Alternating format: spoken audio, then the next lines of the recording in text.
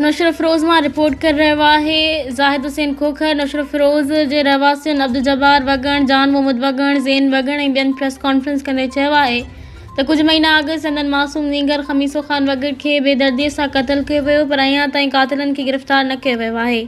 जॾहिं त मुख्य जवाबदार अकबर मुगल अञा ताईं रूपोश आहे। उन्हनि जो चवणो त जॾहिं DSP नौशर फ़िरोज़ सरदार चांडियो वटि शिकायत खणी वियासीं त कातिलनि खे गिरफ़्तार कयो वञे, त उन्हनि बदिरां असां ते ॾमिड़जी गारियूं ॾिनियूं, धमकियूं ॾिनियूं ऐं इल्ज़ाम लॻायो त असां जवाबदार जी घर मां सामान खंयो आहे, जेको सरासर कूड़ आहे। मुतासिरनि इल्ज़ाम लॻायो त DSP पारां केस तां हथ खणण लाइ दॿाउ विधो पियो वञे ऐं चयो त जेकॾहिं हथ न खंयो त कूड़ो केस दाख़िल कंदसि। उन्हनि IG सिंध, DIG शहीद नज़ीराबाद ऐं SSP नौशर फ़िरोज़ खां पुरज़ोर मुतालबो कयो त शहीद नींगर ख़मीसो वगण जे क़त्ल में मुलविस मुख्य जवाबदार समेत सभिनी जवाबदारनि खे फ़ौरी गिरफ़्तार करे इंसाफ़ फ़राहम कयो वञे।